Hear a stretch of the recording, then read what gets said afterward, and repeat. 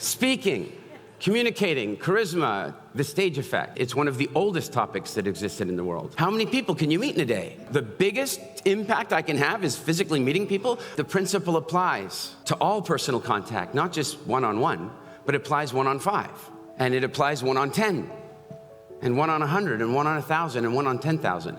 And not only does it apply in each of those situations, but it's magnified. It's actually magnified. The more people that are in the audience, the more influence you have on the individual people that are in the audience. It's a strange thing. We call it the stage effect.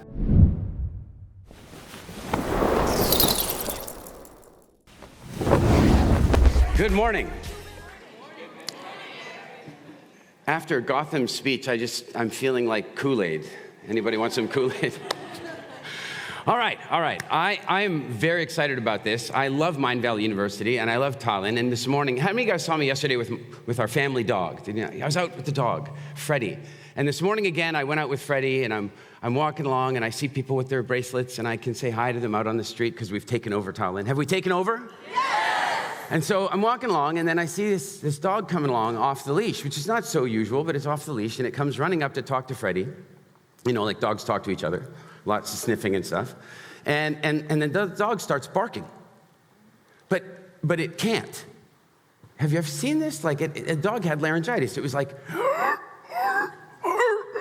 and I've never seen it. And I'm starting to think, oh, Freddie, I don't want Freddie to catch this, whatever this is. The dog's got doggy COVID. What's wrong with this dog? And then the couple comes up, and I'm like, hey, what's going on with your dog? Is it okay? And the woman says, we had him debarked. What? What?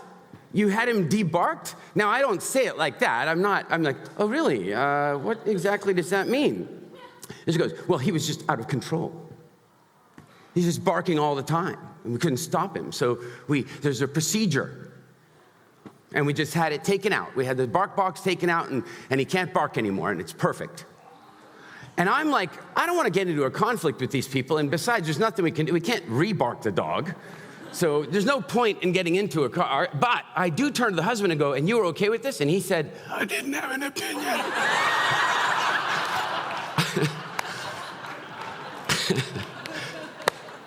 So, all right, speaking, communicating, charisma, the stage effect.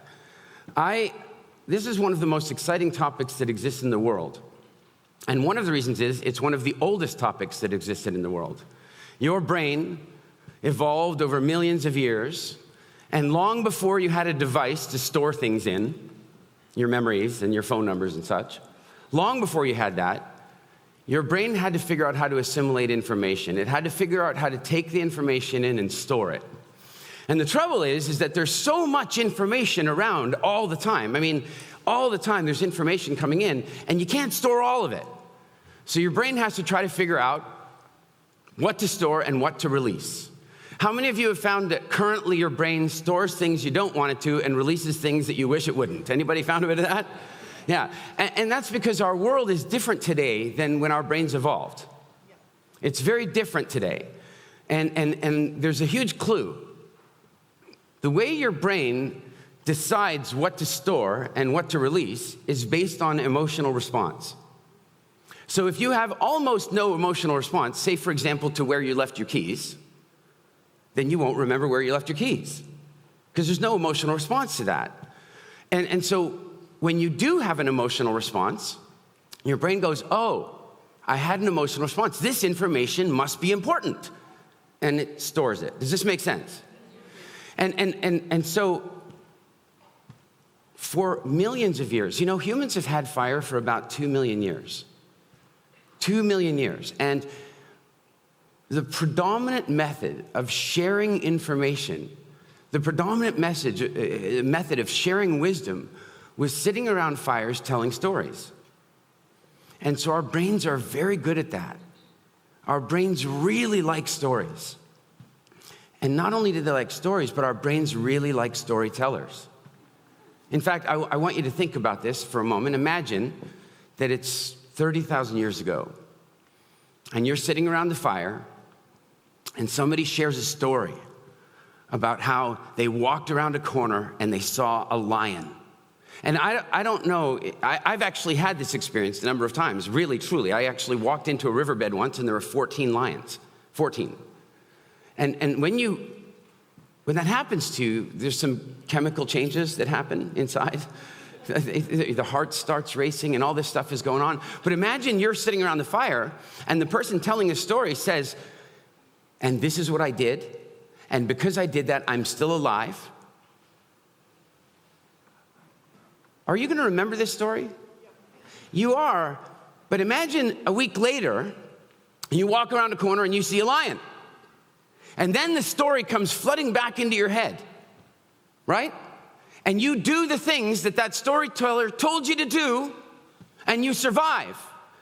For the rest of your life, when you have a choice of whose fire to sit around, whose fire are you sitting around? His fire. We have been attracted to the storytellers of our community for millions of years because they were saving our life and they were making us more successful. They were making us better hunters. They're making us better gatherers. They're making us better people. And that was the main system of education, the main system of memory, the main system of passing on generational wisdom. Our brains are very good at it. And so that's why today, in all the methods of marketing that are out there, there's all these methods of marketing, and they're all effective in different ways, and they now all can be measured in different ways. But if you measure all the methods of marketing by one metric, and that is memorability, by just one metric, memorability, then nothing creates a deeper memory than a powerful personal interaction, face-to-face, nothing. You can run your ad during Friends reruns for a month, and it won't have the same impact as actually having an emotional connection with somebody. Are you with me? Yes.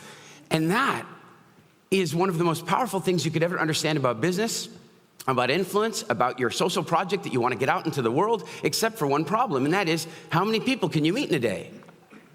I remember when I first learned this, I was in business, and I was like, what, the biggest impact I can have is physically meeting people? I lived in England at the time. So if I wanted to drive to people, it was an hour to drive somewhere, an hour to drive to Birmingham, 2 hours to drive to London. How many meetings could I have in a day? 3? But then I discovered something else, that the principle applies to all personal contact, not just one-on-one, but it applies 1 on 5.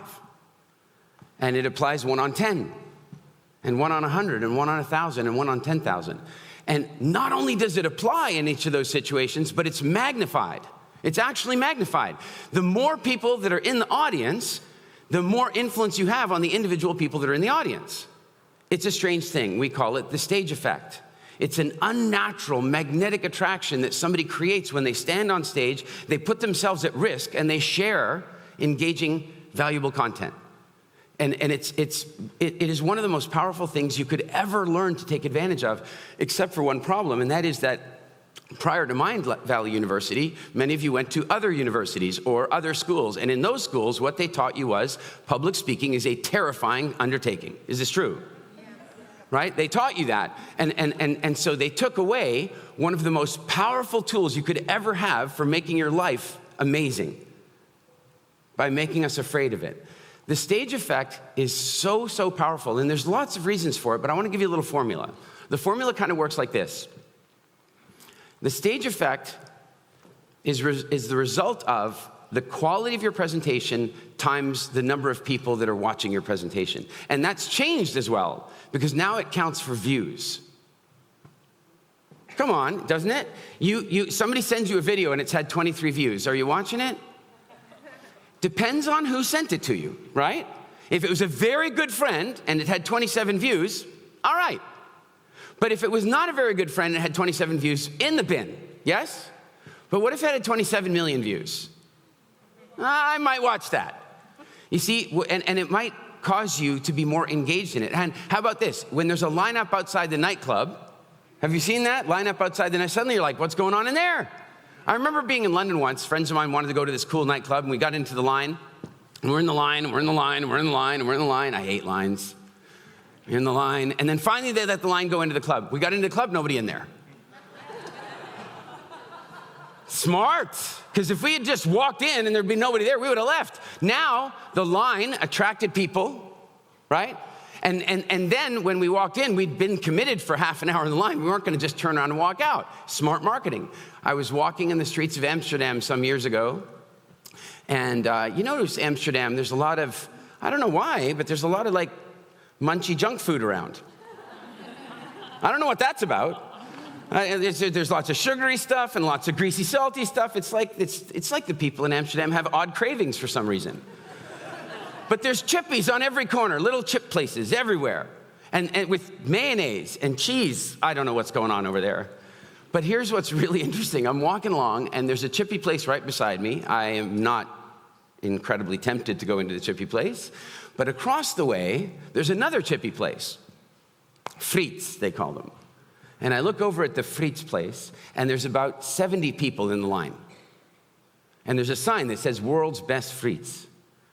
Now, there's a Friet place here, and there's a Friet place on every corner in Amsterdam, but this one has 70 people, and suddenly I really want to try these Friets. Like, there's something about an audience. Are you with me? So the stage effect has everything to do with the exposure you're getting, that is to say, the number of people in your audience or the number of people that are watching your videos, and the quality of the presentation. And the downside of that, of course, is that if you give a really bad presentation for a large number of people, it backfires, right? It's the opposite number.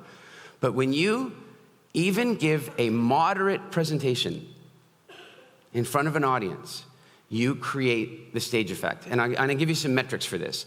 I want you to imagine that you have, there are two Erics, and one is terrified of public speaking and networking and all that kind of stuff and doesn't like doing it, and the other one does. And they both go to a business conference. And the one who's afraid of public speaking goes out and he meets lots of people, exchanges business cards, does his elevator pitch to meet as many people as he can. And the other one calls the organizers and says, hey, I'd like to do a 30-minute keynote, and I'm going to give this much value, and I'd like to do that at the conference, please, and gets booked. Now, at the end of the whole conference, who's going to have met more people? The one on stage. The one on stage is going to meet more people because right now I'm meeting, I don't know how many hundreds of you at once. And I can tell you that if I didn't come into this, if you didn't know who I was, and I tried to meet all of you the normal way, it would take ages to meet you, and most of you wouldn't remember me anyway because you've met tons of other people. Does it make sense? A week later, I'm calling you. Hey, you remember we met at the conference? No. Yeah, we were at the Starbucks, remember? And we talked and I gave you, no. You wouldn't remember that one. But imagine that the Eric who was on stage called you. Would you remember him? Hi, it's Eric. What? What's going on here?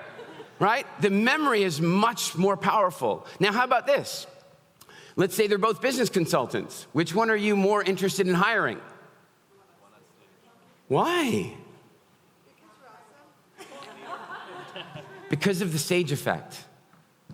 Because the minute somebody stands on stage, the minute somebody stands in front of a camera and speaks confidently, congruently, and adds value to your life, they create credits with you. And that person suddenly becomes the one you want to hire. And not only is it somebody you want to hire, but it's somebody you will pay significantly more to do business with. I got off stage. I was speaking at a conference in Las Vegas, Nevada. It was with Tony Robbins. And I did a talk for about 2 hours, and it was super fun. I had lots of high energy. They were great. It was awesome. And then these guys came up to me, you know, the line of people who want selfies and autographs and all this stuff. And these two guys came up to me, and they go, can we buy you lunch? Now, I know what that means. That means that they want something, doesn't it? They want something. So they go, can we buy you lunch? I'm like, yeah, sure, whatever. They seemed like good guys. I went and had lunch with them.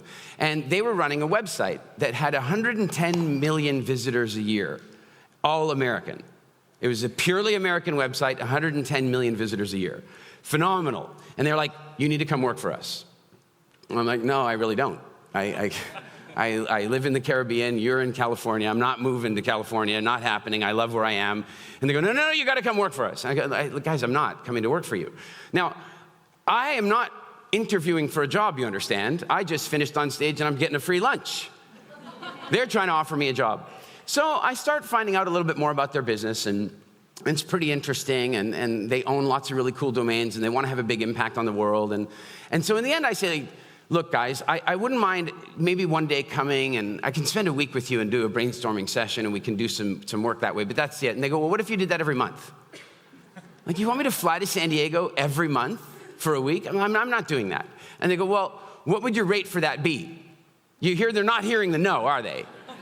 Like, they're just not hearing the no. And one of the things I've learned is that one of the best ways to say no is to raise your price. It's a great way to, when you're ready to say no, you just raise your price. So I did that. I said, well, they said, you know, what would the price for this be? And this is 15 years ago. And so 15 years ago, I raised the price. I said, oh, my consulting fee for the week would be $30,000. And I don't work Mondays and Fridays. I fly. I have family. I have to fly on the Monday and fly on the Friday. So for 3 days, $30,000. That was me saying no. And they said yes. And I guarantee you, had I showed up at their office the week before, knocked on the door and said, can I please have a job? They're like, no. But now that I've been on stage, and I made them laugh, and I made them think, and I added value, everything changed. Does this make sense?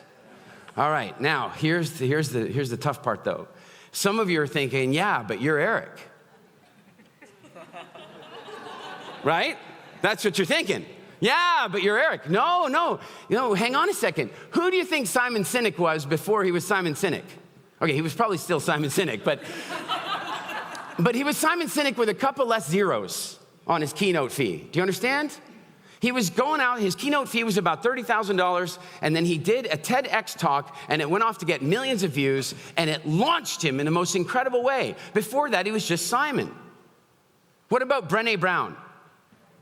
Brené Brown, phenomenal social scientist, right? Giving great information, talking about the science of vulnerability, only without any vulnerability of any kind, and so nobody had ever heard of her. Yeah, nobody had really ever heard of her. And then, they had in the professional circles, which is great. It was good professional recognition, but it wasn't commercial recognition. And then one day, she got invited to do a TEDx talk. And she decided to change something with that TEDx talk. She didn't just talk about vulnerability. She spoke with vulnerability. And the audience loved it. And then she got home. She got home and she saw that the video got like 600 views. She's like, whoa, take that down. I shared some stuff I don't necessarily want out there. Then it was 6,000 views. She's calling, can you take the video down? 6 million views, 4 New York Times bestsellers. And I remember years ago, just at the beginning of this, I was helping organize a conference in Copenhagen. And we contacted Brené Brown's team. We got the dates cleared. She was available. Everything was good. Then we found out her fee. It was only $30,000, which I know that only $30,000 doesn't sound right. It seems like a lot of money for an hour and a half, don't you think? Seems like that. But, she was available. It was $30,000. We had the money. We booked. We contacted her to agree the $30,000. And she responded, no, I'd rather spend that weekend with my family. How many of you would like to just casually turn down $30,000? Anyone? Casually turn it down. One talk, one well-constructed, well-delivered talk can change your entire life. And that's because of the sage effect. It's because of the evolutionary relationship we have with stories. One well-constructed, one well-delivered talk can change your entire life. You are one talk away from something amazing. How many of you guys would like to have a great best-selling book? Who'd like to have that? One talk away. Who would like to sell a TV series, a documentary movie or something? One talk away. Who wants to raise a bunch of money for a new business or something? One talk. One well-constructed talk away. And you know what's crazy is some of you feel like that's just not you. Right? It's just not you. You don't have that. This is something people are born with. I have good news and I have bad news for you. The good news is, I'm going to start with the bad news. Should we start with the bad news? Sure. The bad news is it is something you're born with. So. Okay, I'm done. The good news is that you were born with it. Every one of you. I know some of you are going, yeah, everybody but me. Like you're thinking it's not you, but you were born with it. And I can prove this to you. How many of you have ever been on a plane with a 2-year-old that was afraid of public speaking?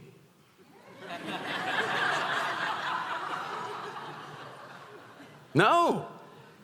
They're never afraid of public speaking. That happens to them after that, probably because of that flight. That's where they first started learning it. But the truth is, every one of you, and I want you to get something so powerful. I want you to understand this. If you would like to become a world-class golfer, and I'm choosing golf instead of tennis because for most of you, it's too late for tennis. Right? I mean, look, I remember 3 years ago, it was like, Roger Federer is getting so old now. He's so old. He was 34 when I heard that. So I found that a little soul-destroying, really. But I'm using golf because you could potentially go play on the Senior Pure. You could. So what would have to happen for you to do that? What are some of the things you'd have to do? Lots of practice. You need your Malcolm Gladwell 10,000 hours, right? You'd have to get yourself a good coach. You'd have to watch lots of videos, and then you'd have to hit 1,000,000 balls. Andre Agassi's father said anybody who hits 1,000,000 balls by the time they're 16 is going to be world #1 in tennis. So if you use the same principle in golf, you'd have to go hit 1,000,000 balls. And it would take you years and years and years. And the reason is that golf is not natural. It's not something that was innately born in you. I think it was a sport invented by Scottish parents who were trying to get rid of their children. Here, go hit this ball into that hole 18 times and then come back. It wasn't born, it wasn't, but communicating, public speaking, that's already inside you. That's in you right now. It always was. In fact, you even know that. You have a little voice going, no, you know it's true. Like, you know that it is. You know that there are times when you walk away from a conversation, you say, I wish I would have said this. That's that inner you who wants to communicate effectively. But the trouble is that somewhere along the line, people helped you become less comfortable with it. And the good news about it is that it can be turned on in a moment. So let me just back up for a moment.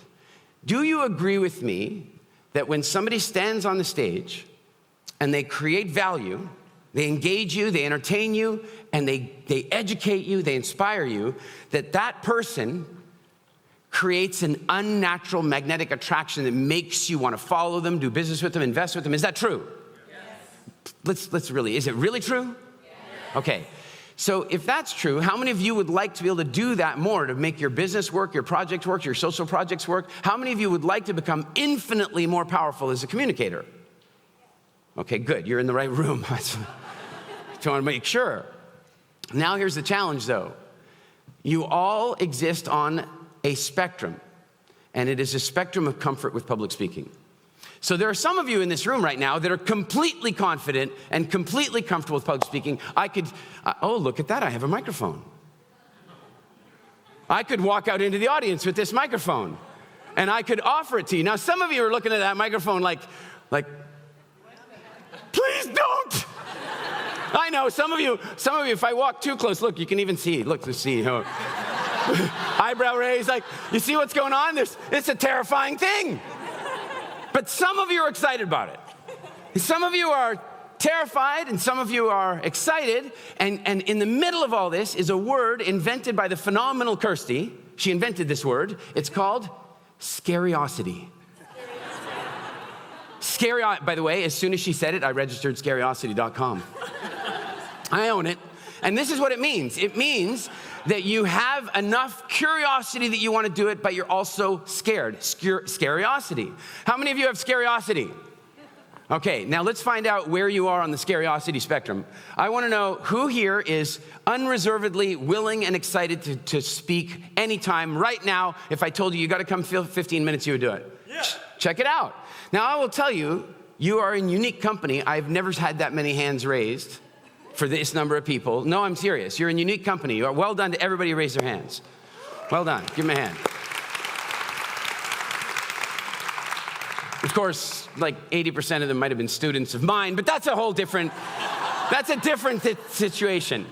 So now, at the level below that, there are some of you who are like, not quite there, but if I told you that you could come and do 15 minutes on the stage tomorrow, that you wouldn't probably sleep much tonight. You'd be kind of weird, like scariosity, nervous, excited, but ultimately you would want to do it and you'd be happy to do it. Where are you? Who's in that category? Look at that. Looks like about half. Again, very solid, very solid. And now there's another level of you that are below that level where it's like, if we asked you to do it, you would immediately find your mouth drying up, your stomach beginning to twist a little. You might still be tempted to do it, but you would be feeling a bit nauseous. You're a little off. Who's in that category? All right. Now there's another category, and that's like, hell no. I am not doing that. That is just like, no. I am terrified of it. I don't want to speak. I'm not doing it. Who's in that category? Look around, guys. Look around. I just need to see where they are. Okay, excellent, because I might need to talk to them later. All right. And now there's another category. And these are the people who heard that last question and did not raise their hands because they were certain I was looking for them. And now they're going to come to the terrible realization that I have already figured out who they are. Some of them are sitting lower in their seats now, wishing they weren't here. Oh, I should have been to that other session. All right. Now, the reason I want to talk a little bit about this is that the toughest fears to deal with are the fears that are based in reality, and the easiest fears to deal with are the ones that are completely irrational. So if you have a balloon phobia, which is incidentally I think called glossophobia, or globophobia, that's more, globophobia. If you have a balloon phobia, it's an irrational phobia. There's no need to be afraid of balloons. I'll tell you exactly what happened to you. You were about 2 years old, you went to a party, somebody put a balloon in your face and it popped. And that was the beginning. But then what happened was your parents, in their ever so sweet desire to protect you, started keeping you away from balloons at this point. And they would, when you got invited to parties, they would go, oh, little Jimmy wants to come to the party, but are there going to be balloons there?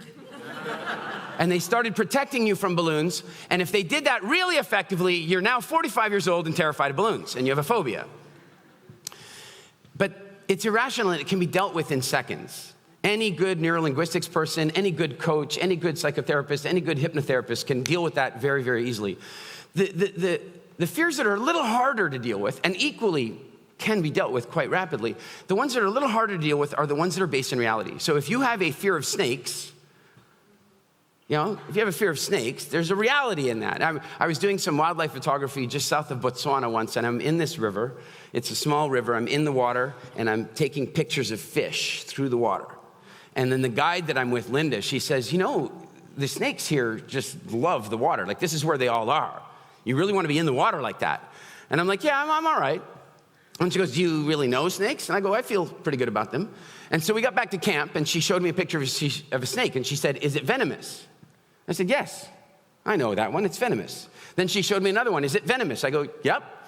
And she showed me 3 or 4, yep. She showed me a bunch, and then she showed me another one and said, is it venomous? I go, yep. And she goes, no, it isn't. And I go, yeah, but if I think they all are, I'll be all right.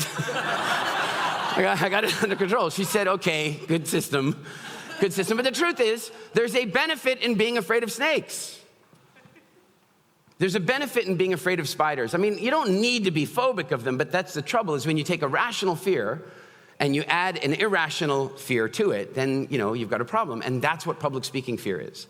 You see, one of the reasons that you have a fear of public speaking is that on some level, what you're actually afraid of is ostracization. You're afraid of being kicked out of the cult. You're afraid of being kicked out of the family or what have you. It's not real. It's not really going to happen to you. But on some level, for a long time, if you misspoke, if you said the wrong things, then you could create that kind of break in your social connections. That's the rational part. The irrational part is everything else that happened after that. And I'm going to give you an example. In school, this is a very important parenting thing that we're going to talk about right now. I want you to hear me about this. And I don't consider myself to be any great parenting expert, but I do have a 25-year-old son and a 5-year-old girl, and now I have 2 teenage stepdaughters. And so I think I have a perspective on parenting that most people don't ever get to have. Raise one fully and start again. Fascinating experience. So I want to share something with you about this with parenting. Here's a very important understanding. Children don't understand sarcasm. They don't understand sarcasm, and they don't understand your adult jokes and your adult humor. They don't understand your adult lessons. They will begin to in time, but initially they won't. Children are very literal. So when you say something to them, they take it quite literally. I'll give you an example. I had terrible self-esteem issues as a child. This is how that happens. My father looks like, Paul Newman. He's got the nice light hair and the icy eyes and all that. And my brother looks like him, so they've got that sort of Paul Newman, Brad Pitt thing going on over there. And then there's this. And so my dad would take us out and introduce us to people, and in an ironic sort of twisted humor joke, he would introduce us and go, "This is my son Eric, and this is my son Nick, the good-looking one." It was meant humorously. Every adult understood he was just self-congratulating himself. That's it. Every adult knew it was a joke. But the one person who didn't know it was a joke was me. That was my father. I mean, he wouldn't lie. It's the truth. Children don't understand sarcasm, and children don't understand your adult lessons. So if school teachers understood this a little better sometimes, most of us wouldn't be so afraid of public speaking, because here's how it works. If you are a school teacher, how many school teachers do I have here? Okay, please, I'll bet you guys already know this, because you're in this audience, I'll bet. But if you're a school teacher, when you ask, having done a huge lecture on the War of 1812, and you ask, what was the captain's name who stopped the American invasion of Canada? What was the captain's name? And you ask everybody to raise their hands. What are you really looking for? You're not looking for the kids who raised their hands. You're looking for the ones who didn't. Do you understand? You're looking for the ones who didn't raise their hand, because what you're seeing is that if you got 90% hand raises, you've done a great job, the lesson is in there. But if you only got 10% hand raises, something's not right, and either the kids aren't paying attention or you haven't taught them effectively. Does this make sense? Now, what if you've got a child? I mean, I don't know if any of you were like this, I'm sure not, but every now and again there was a child who was looking out the window, not paying attention, dreamy. Anybody know children like that? Yeah, they now call this attention deficit disorder. I frankly call it boring teacher syndrome. You don't have that here at Mind Valley University, luckily, but I definitely was like that as a kid. And so I would sit in my desk and I would hear the lesson the first time and I would get it. And then they would have to teach it again. And then they would have to teach it, and they have to do that. They can't just move at the pace of the students who got that lesson the quickest. They got to do that. But when they're teaching it for the second and third and fourth time, what's going on in my brain? Yeah, like Star Wars themes. I don't know. Like I'm doodling. I'm not paying any attention. And so then that means I'm not hearing what's going on. And the teacher is going to want to teach me an important lesson. And the lesson the teacher wants to teach me is pay attention to my class. And how is the teacher going to teach me that lesson? The teacher's going to do a huge lecture on 1812, the War of 1812. Captain Brock writes to the king, and he says to the king, "I want to come and fight Napoleon." And the king says, no, I need you to stay there and protect Canada. I don't trust these Americans. And he's like, I got to, and Captain Brock, eventually the king says to him, no kidding, come fight Napoleon. Captain Brock says, no, you were right. The Americans are coming. They're coming to take Canada. Thomas Jefferson said, a direct quote, "The annexing of the Canadas will amount to not much more than a march." They were on their way. They wanted our water or something. So now I lecture all about the War of 1812, and then I say, and by the way, when was the War of 1812? Right? Now, I'm looking for all the hands that go up, right? But here's the thing. What I'm really looking for is the one who didn't raise their hand, and he didn't raise his hand. And I want to teach him an important lesson, and that is pay attention to my class. So how can I teach? I'm an adult. How can I teach him that lesson? Call on him. Make him suffer the consequence of not paying attention to my class. Does this make sense? Yeah. So when was the War of 1812? Now, does adrenaline help your memory? Under no circumstances. Adrenaline is something that you create in your body when you have fight or flight situations and you lose logical connection. At that point, when you have a ton of adrenaline, like when you walk around the corner and see a lion, at that point you don't need to think, wow, lions are the largest feline species on the African continent. You don't need that. You need up, down, fast, strong, tree. You just need quick logic. So in that moment, I go, when was the War of 1812? And he's like, adrenaline, can't think, stand up. Stand up. And the kid's going, and the teacher's going, he'll learn the lesson this time for sure. You want to know what lesson I learned when they did that to me?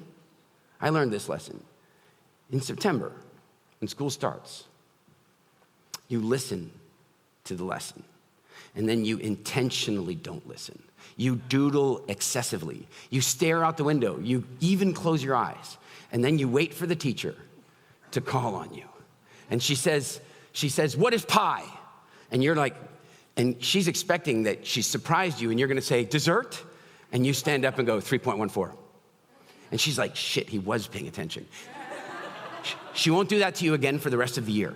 You're now safe. That's the lesson I got. But this kid over here, the lesson this kid gets is, when was the War of 1812? His adrenaline is up. I make him stand up in front of the class, and he's panicking. And the last thing he heard before the question was that the war ended in 1814. And he goes, 1814! And he gets it wrong in front of the whole class. When will the children forget that he got it wrong? Never. Children are not nice. They're not your kids and my kids, but those other kids. The other kids are not nice. And so they're never going to forget that he made that mistake, not ever.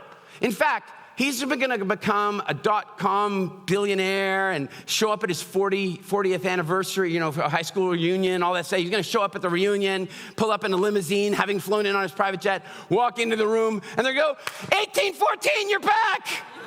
They're never going to forget this. But the lesson that he got that day was not pay attention in class. The lesson he got that day is public speaking is fucking terrifying. And for the rest of his life, he'll carry that with him.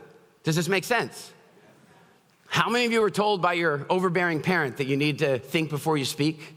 That children should be seen and not heard? That women should be seen and not heard? How about that? Anybody heard that one?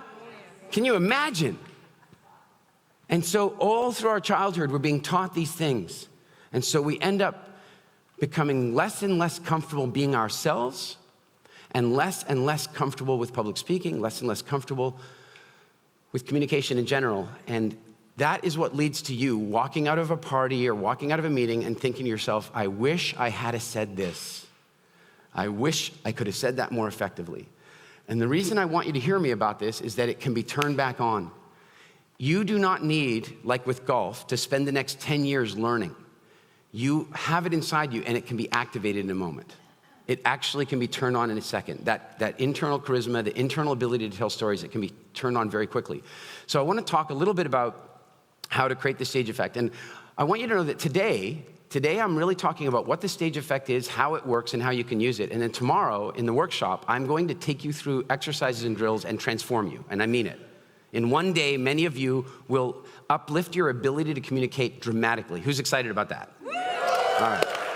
All right. Now, before we do that, though, I want to see who... This is a tough question I'm going to ask, but I'd like to talk to somebody who's actually terrified of public speaking. I mean it. And I know this is a terrible thing to ask you because I'm asking you, babes, like, who's terrified? I'm just making the fire. Who's afraid of fire? I'm just making the fire here. Come on up. I know it's a tough question, but I want to know who is really terrified of public speaking and tired of living that way. Who is terrified of public speaking and tired of living that way? Okay, can I have mic runners, please? I know, now they're like, I said, can I have mic runners? Hands down. Hands down, okay. Hands up if you want to let go of this feeling. And just, you pick somebody. Just, you go ahead. All right. Can you tell us your name? I'm Marita from Germany. Hello, Marita from Germany. So I'm sorry for putting you on the spot a little bit. I'm just curious, on a scale of 0 being I'm totally comfortable to be on stage any old time, 100 is I'd rather vomit and then eat my own vomit. Like, where are you on the scale? 70? She's 70. That's pretty tough, man. She's not going to eat it, but it's coming out. So, all right. And then let me ask you this. If you were able to let go of it, what would you do with it? Why would you want to let go of it? I want to let go of it because I built a concept for teaching. I want to be a coach. And it's a German concept. I translated it, and I want to bring it to every English coach so that they can work with this, because I think that really, really great tools I have. And guys, she's not a 70, she's a 54. You can see already, all she needs to do to overcome it is do more of this, because you see she's getting more and more comfortable with every word. It's almost down to just practice for her. She's getting more and more comfortable with every word. Really nicely done, thank you. I might come back to you, but I'm gonna just scope the room. Okay. Give her a hand, everybody. Who else? Who else? Really terrified, you don't want to talk to me, but you're raising your hand anyway. By the way, mic runner, the best thing you want to do is somebody who's like got their hand like this. If they're not that afraid. This people, they're like this woman here, right here. No. Okay, but you got to come back there. Yeah, we're going to talk to you. Go ahead. So is it my turn? Yeah, go ahead. Okay. Well, can I 0 to 100, where are you? 100. Do you believe her? I know you don't believe me. No, I'm going to tell you. I know you don't believe me. I'm a very good manifester. And I have a very good talent. So when I manifest, I had this dream that I'm going to sing with Placido Domingo. I didn't really know who he was, but I heard his voice and I said that's the guy I want to sing with. She's not 100, she's like a -6. Yes. And I did it. So all of a sudden I did. I just taught, the specific thing. I didn't go to him. He called me when I was out with my Rottweilers walking in the wood. And I said, yeah, this is Placido. And I said, who? Domingo, you want to sing with me? I'm in Helsinki, you want to sing with me? And I said, what? Okay, I hear you. No, we're good. We got where you are. Fantastic. Okay. Excellent. Can I? Go, no. Can I? No. You don't believe me. Not afraid of public speaking. Okay, let's go to this woman who's hiding behind the other woman. That's afraid of public speaking. Right here, there we go. Now you're seeing what we're talking about. Now you see. All right, I'm really sorry to do this to you, but I already can see the answer. 0, totally comfortable. 100, it's very bad. Where are you? Not even lifting the microphone. Okay, lift the microphone up, just a little higher. This is so not nice. I'm not nice. You should know that about me. So let me ask you, what's it like living with that fear? It's horrible, isn't it? And if you could let it go now, like if you could release it, if you could get to the other side of it, what would you do with it? Now you're talking. It's so bad for her that she can't even see the possibility. Do you understand? She can't even see the possibility. But you know what the crazy thing is? She wouldn't have raised her hand if she wanted to keep living with it. So she has what we would call debilitating scariosity. She's trapped. She wants to overcome it, but the fear is so much. And right now, she's pissed off with herself for raising her hand. True? She is. She's not happy about it. So I have a really important question for you. Do you want to let it go? Now? With me? Are you willing to come up with me and do that? Give her a hand, everybody.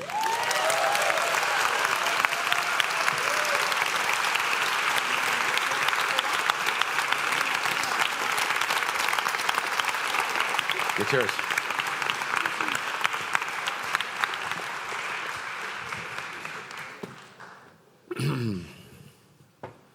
I, first of all, want to really congratulate you for even this, because I know exactly how this feels for you. Can you tell me some things you'd rather be doing right now? Like a root canal? Yes. With no anesthesia? Yeah. Yeah. I've had one of those. It's not nice.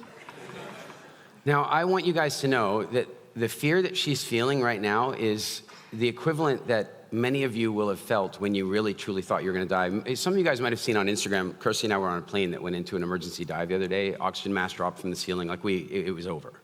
And she's feeling right now the way Kirsty and her daughter felt on that plane.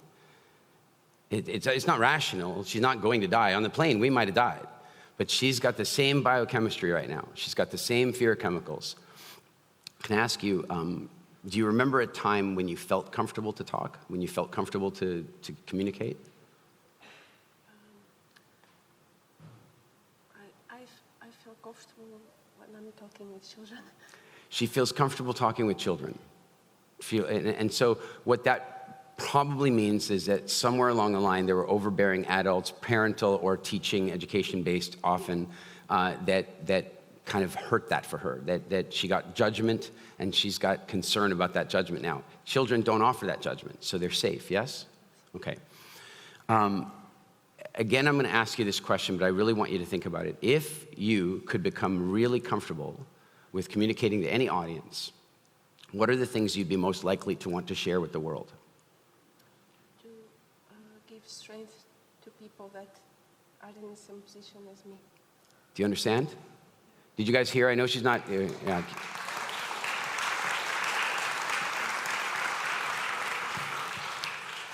Vishen and I are members of an organization called the Transformational Leadership Council. It was started by Jack Canfield, and the members are people like John Gray and Marianne Williamson and most of the cast of The Secret and so on. And we often joke at our meetings that what all of us ended up doing is we basically took our most significant dysfunctions and turned them into businesses. It's what we did. I had food problems, I turned it into a business. I had public speaking fear, I turned it into a business. Each of us took the thing that was our biggest pain. And you just heard her say the same thing. She wants to go out and cure the world of the very thing that she's dealing with. Ironic, right? So, if you put a little trust in me, I think we can do it. When I'm not saying we're gonna get you to 0, but I'll bet you that we can get you a long way there. Are you up for it? Okay, let's come over here. Give her a big hand.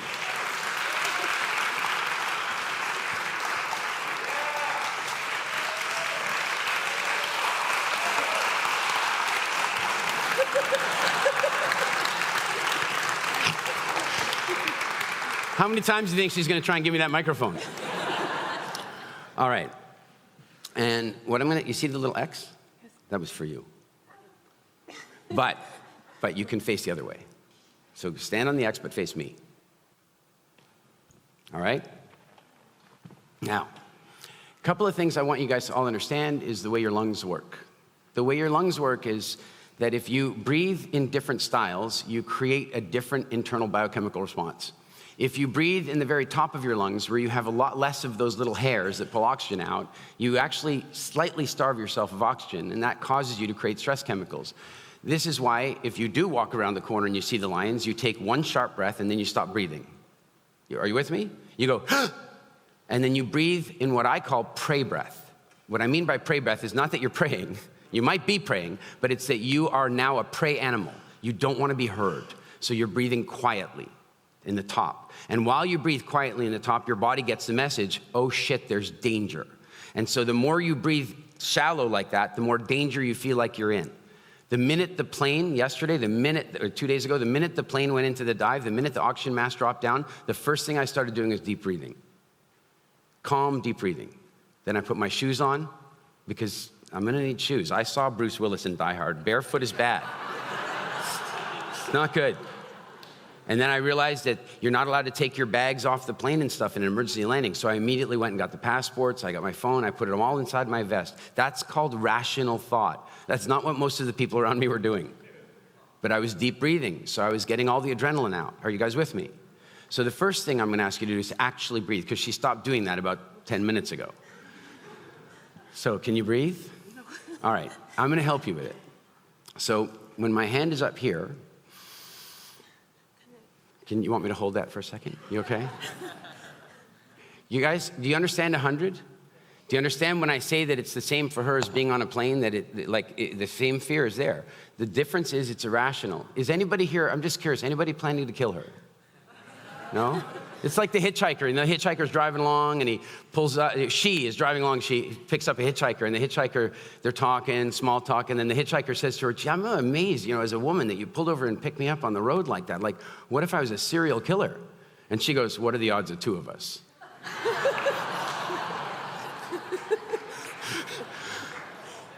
Now, I want you to take a totally deep breath in with me.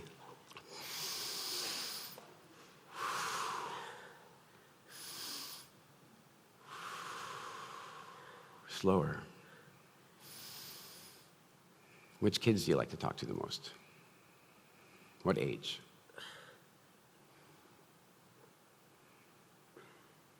You're all right.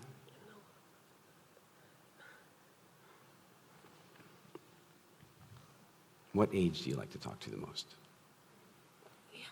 Younger ones. Like 6? I have to do that on Friday. I'm terrified. They're making me go and they're putting me in the room with children. Like seriously. And then they want me to talk to children about food. I think they're gonna throw the food at me. What do you like to talk to kids about? Fun things. Fun things? Okay. I want you to try something with me. I'm going to stand behind you. And you see the wings? Are they wings or eyes? Vishen, I never knew. Depends on what you draw around them. All right. So I want you to look at the wings. And at the same time you're looking at the wings, I want you to not look at my fingers, but I want you to notice them. Can you notice my fingers? And breathe. And notice my fingers, but keep looking at the wings. And keep noticing my fingers. And look at the wings. There you go. Keep noticing, breathing. Okay, hold on. That's not breathing. That's definitely not breathing. Just take one deep breath with me. Look at me. You're okay. Everybody loves you.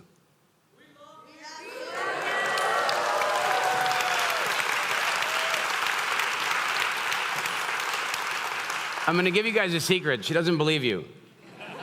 No, she doesn't. This is a weird irony of humans. The more nervous you act, the more sympathy you get, and the less sympathy you believe in. It's a terrible twist. Yeah, see?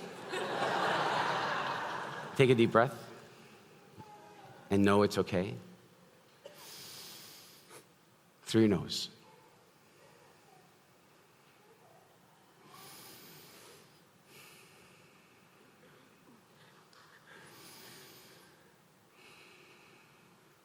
I have to tell you, when I see this, and I see it a lot, it makes me angry because somebody did this to her. Not necessarily just one person, but likely one, maybe two. And it just irritates the hell out of me. But the good news is that she can get to the other side of it. And the way she's going to get to the other side of it is just methodically breathing and going through the steps. So I want you with me to breathe exactly like I do. Are you ready?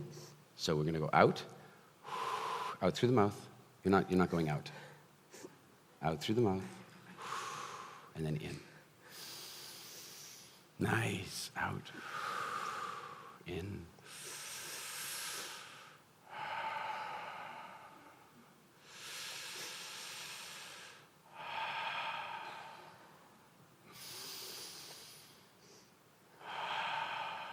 Now keep doing that, and then look at the wings, and notice my fingers.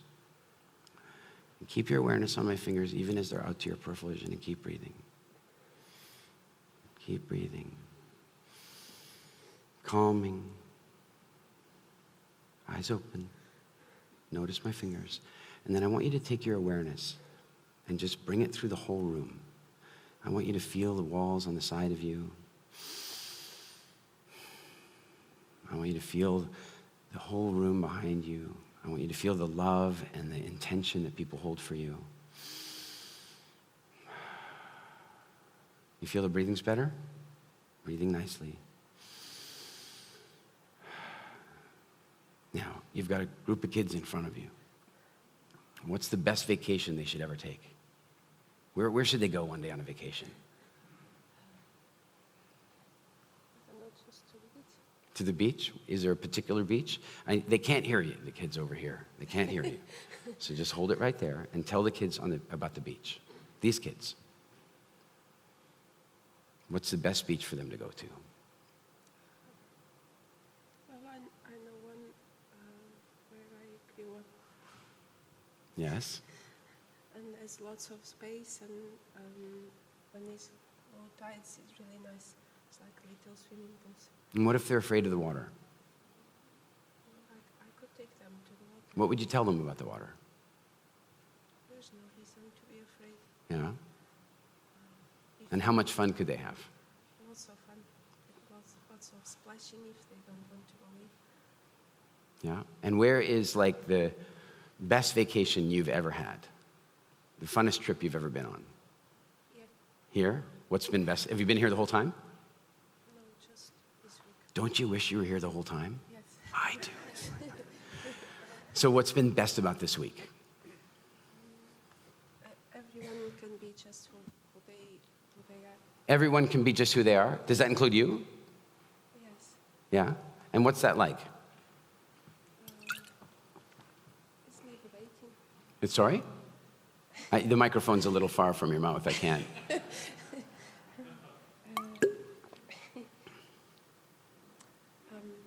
is liberating. Yeah? Can you tell me what's one of your favorite sessions that you've been to here so far? Not this one. 1-star rating right here. I can see it coming.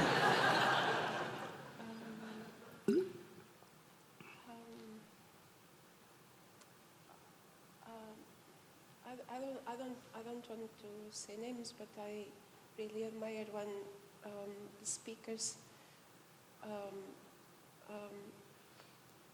come down to our level. I have a huge admiration for lots of brilliant speakers here, and I become really admired how they come to our level. Is that what you do when you're speaking with kids?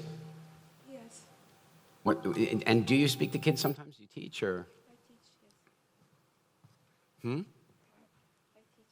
Yeah, excellent. Can you lift the microphone a little bit? What grade do you teach? I don't teach. I'm a music teacher. Oh, excellent. What kind of music? Instrumental. Okay, help me out. We went to this party last night, and there was a guy playing the guitar. And I've been trying to play the guitar, but ever since seeing him last night, I've decided that I should turn my guitar into a coffee table. Well, you could, but I think. Can you do me a favor? Do you have like do you ever teach the kids about rhythm? Yes. Can you teach me about rhythm? Us. You can teach us about rhythm. Yes, but it's embarrassing because we use a method that teaches children about rhythm using words. You guys want to learn about rhythm using words? Oh no! Okay. No. All right, go ahead. Oh no!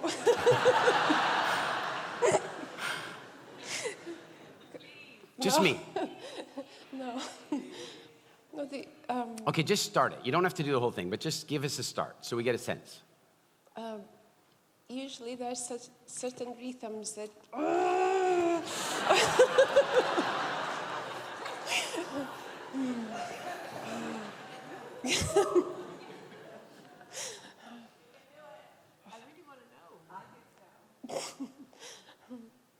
How many of you would go away feeling very empty if she didn't share this with us?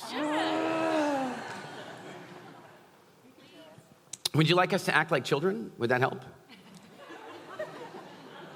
No. No. Go ahead.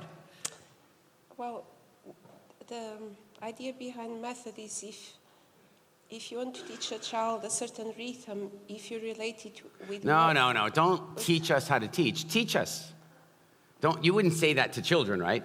Children, if you would like to teach a child.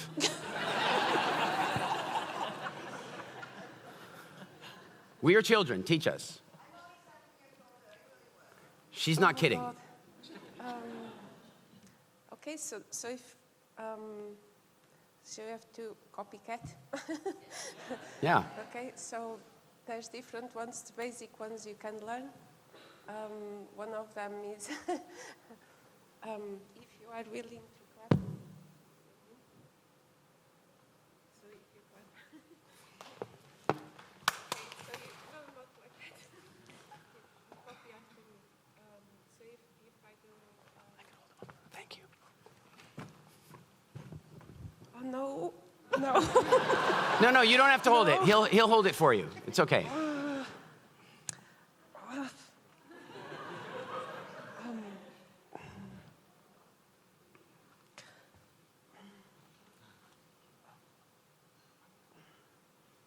Okay, take the mic away. It's okay. We don't need it. Just go ahead. Show us. We need to copy you, I remember. Because I was listening. It was 1812.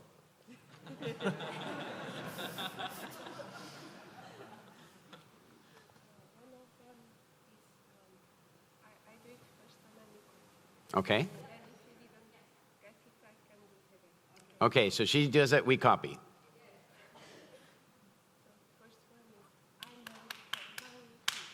I'm a little monkey. That's awesome. Yeah, please. I'm a little monkey. Thunderbolts of lightning, very, very frightening. And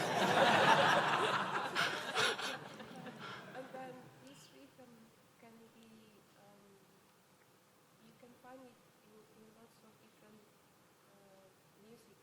So then, without you noticing, you actually see, oh, actually this rhythm is I'm a little monkey.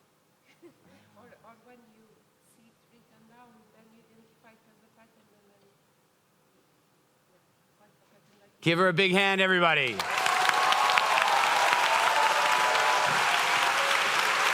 No, keep turning. Right.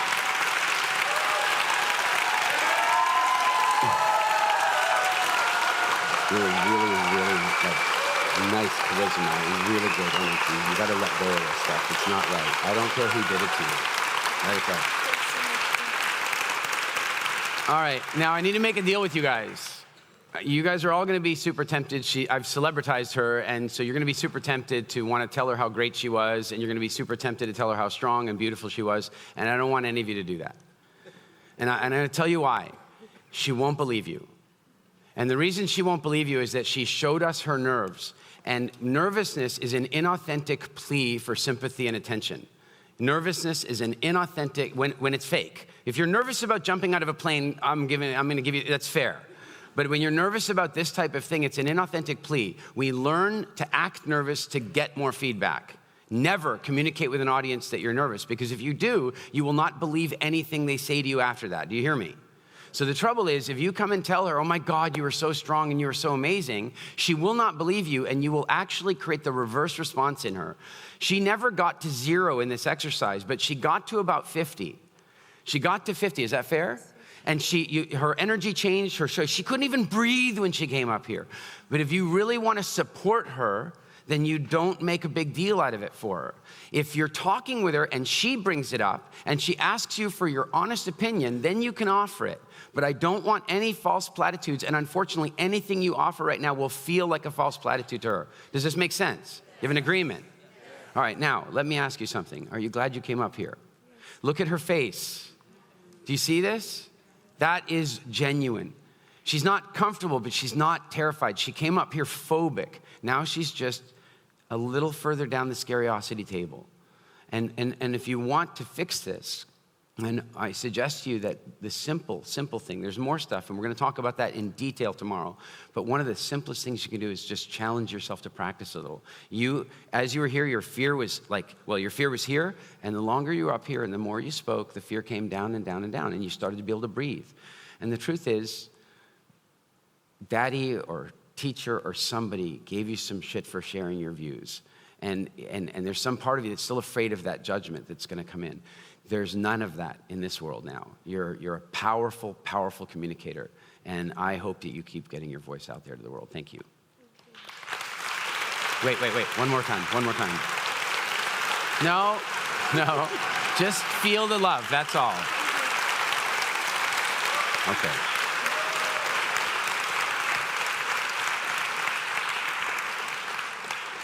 That's bravery.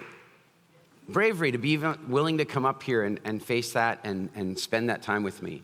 And I want you to know that every one of us that has any nervousness, you might be thinking, well, God, I think I'm not that. If you have any nervousness at all, you're on that scale. Because you shouldn't. If you're prepared, if you know your stuff, there's no reason for you being nervous about this. And I want to tell you a little bit about this because it was controlling my entire life. It was controlling my entire life. I was so terrified of public speaking that if you came up to me and you said, Eric, can you come do a talk for my team or my organization on Friday? And you said that to me on Monday. On Monday, I would tell you, hell no. That's not going to happen. Then I would be unable to eat until your event was over on Friday. I already said no. But the nervousness was so locked inside me that until your event was over, and there's a clue. There's an incredible clue in this. Why was I still nervous? Why was I unable to eat, even though I'd said no? Somebody's got it. Why? Because they may call again, that's possible. Because I wanted to. Because I had scariosity. On some level, I wanted to. And the thing I was most afraid of is that I might say yes. That's what I was afraid of. That's what I was terrified of. And my dad called me one day. And my dad is a member of Alcoholics Anonymous. I know I'm not supposed to tell you that, like anonymous, but he tells everybody. So I think I'm allowed. And my father calls me at work one day and he says to me, Eric, it's my birthday, my AA birthday. You know, the way it works in AA is every year that you've been sober, you get a chip and a cake and all that kind of stuff. And it's his AA birthday. And he says, Eric, it's my AA birthday. Would you please come and give me my cake? No, why not? I'm busy. I haven't even told you what day it is. I'm still busy. I'm not doing that. No way am I doing that. No way. Why? Because he goes to a very big meeting. There's like 200 people. No way am I doing that. I was so terrified. Put the phone down. Calls me back. But Eric, please. And he does this every day for a few days in a row, like just calling me every day. My sponsor's out of town. My best friend is out of town. You've got to do it. You're the best one to do it. No way. Not doing it. And he goes, Eric, come on. It's not like it's a big one. And I, what do you mean? And he goes, well, it's my 13th. It's not like a 10th or the 5th or whatever. You know, those are the big ones. And in my head, at that point, I suddenly think, man, you just don't understand sobriety. How could 1 year of sobriety be more important than the other just because it has a round number? I don't understand that. I was like, what? And in that moment, I thought, well, if I was going to give you your cake, I'd have a thing or two to share with you about sobriety. And then my mouth goes, I'll do it. Whoa! And he hung up. He knew I was going to change my mind. And I like, no, I'm not doing this. I don't want to do it. But now I've agreed to do it. But wait a second. There's a clue in what I just shared with you. And that is that when your mission, when you have a message that starts to become more powerful than your scariosity, it starts to bring your curiosity up, and then your fear will come down. And that's what happened that moment, is I suddenly had a message. And once I had a message, I wanted to get it out there. So the more passionate you become about your message, the easier it will be for you to become more comfortable speaking. Does this make sense? So now I have to get ready for this thing. Now this is how I first discovered dieting, because I lost weight for about 10 days. I couldn't eat. I was like feeling sick every day. I show up at the meeting, and the room is not much different in size than this. I mean, it's a little less people, but it's a deeper room with about 200 some odd people. And I'm like, and I sit at the very back. Why was I sitting at the back? I was seriously thinking of leaving. I'm not kidding you. That's how bad it was for me. I was sitting at the back because I was thinking of just bailing on him. I was so sick. Now I'm sitting at the back, and then there's a guy that's getting his cake before my dad. And he goes up to get his cake. Now, how many of you guys have seen Groundhog Day? Has anybody seen this, Groundhog Day? Groundhog Day, do you guys remember Ned Ryerson? Now, for those of you who haven't seen Groundhog Day, in Groundhog Day, Bill Murray has to have the same day over and over and over and over again. And every time he lives the same day over and over again, he bumps into Ned Ryerson. And Ned Ryerson is the caricature of an obnoxious American insurance salesman. Excuse me, sir, can I talk to you about your life insurance? You know, it's like that guy. And this guy who was here getting his cake that day looked and acted more like Ned Ryerson than the actor who played Ned Ryerson. And it was, and the other thing I didn't know, and if I'd known it might have been different, but I didn't know this. They didn't like him. The group didn't like him. And that's very unusual at an AA meeting. It's a brotherhood and a sisterhood and a family. It's very unusual, but here's why they didn't like him. Because he only ever showed up for meetings on his birthday. All year he'd be living his life, and he'd just show up on his AA. You're like, hey guys, I'm here for the cake. Can you see why they might not have liked him so much? So he's up there on the stage, and I don't know this about him. So when he walks up and the audience has this icky, gray, sludgy, ectoplasmic energy about them, I'm thinking, I'm gonna have that. I'm sitting in the back going, oh, these guys are horrible audience. And then Ned walks up and he goes, hi, my name is Ned and I'm an alcoholic. So now I know something about a few of you. Hi, my name is Ned and I'm an alcoholic. Hi, Ned. And he starts his talk like this. He goes, wow, guys, it's so good to be here. I just got back from LA. Anybody here been to LA? This is not how AA meetings work. You don't work the room. Has anybody here been to LA? You don't go and talk to boost your own significance. The audience is cringing at his lack of rapport. Has anybody been to LA? And this one woman, nobody raises their hand. I mean, they know this is out of context. This is not how you speak. But this one woman, her hand raises by itself. No, I saw her hand and she watched it. What the hell are you doing? What? Why are you doing that? And as soon as he saw that one hand, he's like, oh, you've been to LA. Now, let me tell you something. If you're in AA and you live in Vancouver, you've been to LA. That's one of the reasons you're in AA. You've been to LA. Everybody's been to LA. But this one woman's hand, he goes, oh, you've been to LA. He goes, well, I was visiting my brother, and my brother, he lives in this, like there's a 7-Eleven, and he lives upstairs, and if you go onto the back balcony, and you just go out over the back balcony, you can see the Hollywood sign. What are you doing? Like, the audience hates him. By the way, I'm sitting at the very back over there, and I'm sitting amongst a group of guys. It turns out they're all airline pilots. I don't know if this is good news or bad news. But I learned something about airline pilots. We know that drummers are crazy, yes? Drummers in rock bands are crazy. We know that about them. Goalkeepers in hockey and football, they're crazy. But the third crazy is airline pilots. They're a little crazy, and they're back there, and they're making comments about Ned. They're saying shitty stuff about him, and I'm sitting with them, and I'm next on stage. And I'm like, oh, I'm sitting, I'm seriously thinking, my body's going, all right, take it up to the top of the neck. Get ready for expulsion. I'm seriously gonna vomit. Ned's, and I've been to LA and the Hollywood sign. That is not how you talk at AA, unless if the story continues. So I ran up to the Hollywood sign and I climbed up to the top and I snorted a line of cocaine and drank a bottle of tequila. Now it's an AA story. But otherwise, it's just you self-aggrandizing yourself in front of the audience, and that's what he was doing that day, and it was awful. But I didn't realize that the problem was him. I thought that it was the audience. They didn't like him. And the pilots are making jokes, and I'm so sick. And then finally, it's my turn to come up on stage. And I walk up, and I'm like, I'm barely able to make it. Thank God there was a podium. I walk over to the podium. The podium prevented the falling over. I was holding on to it. And you know, when you get that afraid, by the way, where are you? Can I ask you a question? Did your vision start to go at one point? The sides of your vision? See, sides of her vision started to go. That's why I got her to look at my fingers like that. When you are afraid, you become very focused. When you are relaxed, you are very relaxed and your gaze is wide. And so what happened to her is and why? Because if there's a lion, you don't need to see the acacia tree. Unless you want to climb it, which you might. So what's happening is my peripheral vision's starting to fade on me, which is like just slightly before passing out. And she was not far from passing out. I'm telling you right now, that's why I held her hand. And that's how I was up there. I was like this, and I'm holding on to the podium. And then you know the expression, the English expression, knocking knees? You know what I'm talking about? Knocking knees. I thought it was always an exaggeration. Now my knees are knocking so hard behind the podium that I have bruises. Like, I am so terrified, and I'm up there. And here's the problem. I said to my dad when he asked me to come and speak, I said, you have to be a member of AA to speak at AA.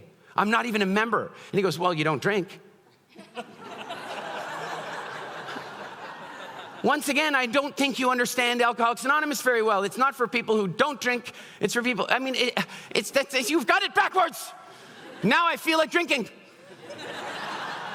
I'm telling you right now, 2 shots of tequila, I would have been fine.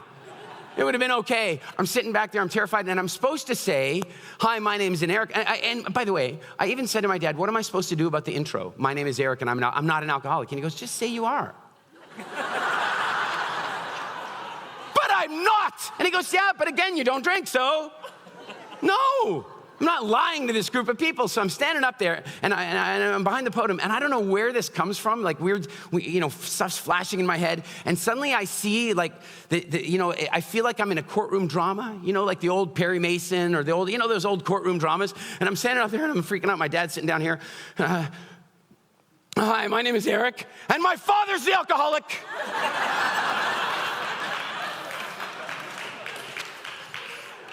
They busted out laughing. And as soon as they started laughing, my vision came back, and that's exactly what happened to you.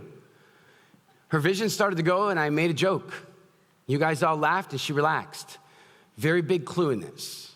I walked out here and told you about a dog with laryngitis. I got you guys all to laugh. I don't need to relax when I walk up here anymore, but the audience sometimes does. Do you know, I'll tell you right now, when you're a speaker, there's something how many of you have been to a conference? It's not this one, but how many of you have ever been to a conference, you've paid money, or your company's paid money to send you there, and 70% of the speakers made you want to die in your seat? Anybody been to that conference? Like, that's what's going on. And you need to know that everyone sitting in any audience is afraid of that. They're afraid of it. Many of you, by the way, I know something about you. Those of you who are sitting in the middle, well, here in Mind Valley University, you feel safe. You want to sit front and center, and it's all good. In fact, some of you rush in here to get your seats, and I think that's amazing. But if you're at an average conference, you might sit on the aisle. I know, and in fact, there are some people here who sat on the aisle and at the end, because they don't really know me, and they're like, is this going to work? They want to know that they can escape. They want to know that they can get out. I used to have a film studio in Northern California, and my film studio used to be part of Industrial Light and Magic, so we're talking serious movies. We were working on Avatar, and we worked on Iron Man, Pirates of the Caribbean, and we would get invited to all the film festivals. So I went off to this film festival with my wife at the time, and the only seats that were available were like right in the middle. And we're sitting in this, and we would get tickets to all the movies, so we wouldn't even know what movie we were going to watch. So we were going to watch some movie. We don't know anything about it. And we're sitting there, and the movie comes on, and it is the worst movie. It is worse than the worst home movie you've ever seen. It is the worst movie I've ever seen. I'm sitting there, and I'm about to think, I'm never going to get this 2 hours of my life back. And I want to leave. But the problem is I own this studio, which is famous, and everybody in Marin County knows me by sight. So the minute I stand up, and the director and the producer are here, the actors are over here, I don't want to hurt anybody's feelings. So I can't leave. I'm trapped. Every audience you ever face, there will be people in the audience that are concerned about being trapped in case you suck. That's the truth of it. So getting them to relax at the beginning is really, really helpful. So what happened in this case, though, luckily, so my wife and I are sitting there, and then the people beside us, they all decide to get up. Do you guys know drafting? Do you guys know drafting? Drafting is when you're driving a Mini. I don't know why I'm thinking of a Mini. It was just happens to be my first car. And then there's an 18-wheeler truck, a big articulated lorry, they would call it in England, a big truck. And then you pull up really close behind the truck, and then you basically take your foot off the gas, and the truck sucks you down the highway. Are you guys with me? It's very unsafe, but very good gas mileage. Very good gas mileage. It's called drafting. So these 4 people got up, and suddenly my wife and I are like, oh my God, we can draft them. And when they stand up, everybody looks, and then they don't look anymore, and we can just draft in behind them. So this is perfect. This is so perfect. So we're like, they get up, she gets up, I get up, but I want to get up really carefully, and I don't want to make a noise. I put my hand on the chair, and then that's when I found out that they're folding picnic tables, chairs. I put my hand on the chair, and I'm like,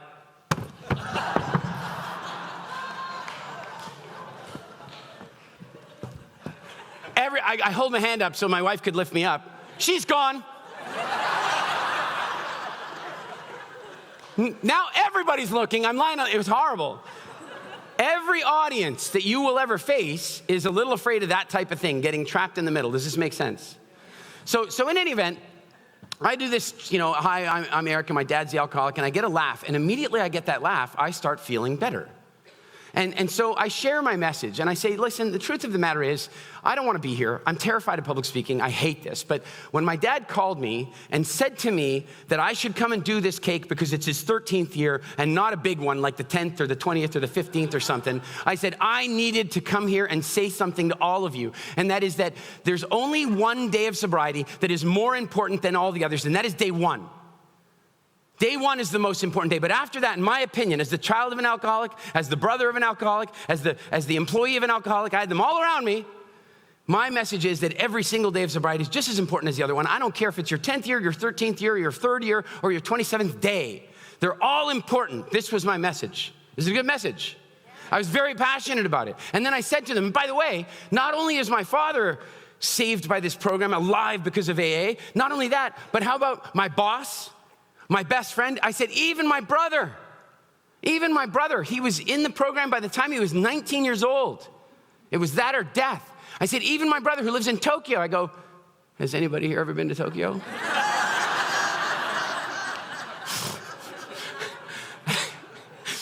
And they're a little more subtle than you guys. They giggle. They just giggled because they knew what I'd done. What I'd done is naughty. But they giggled.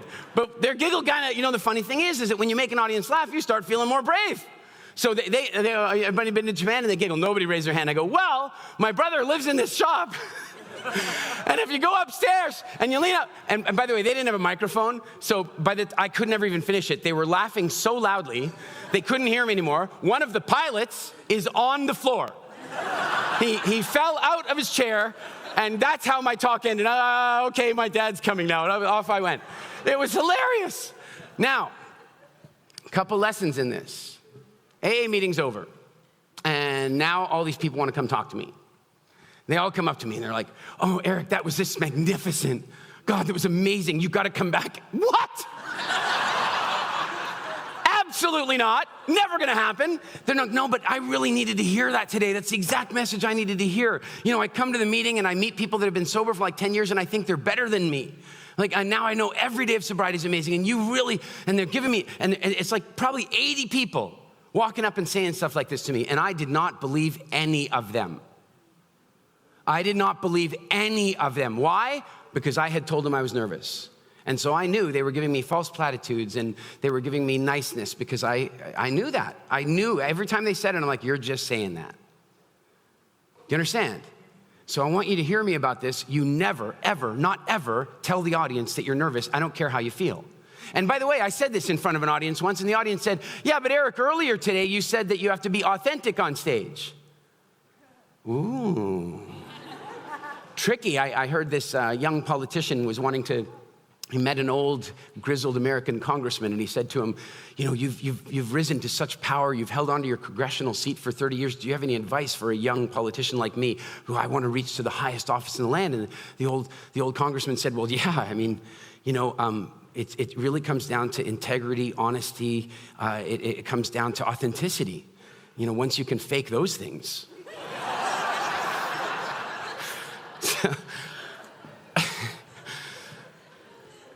I didn't believe any of them.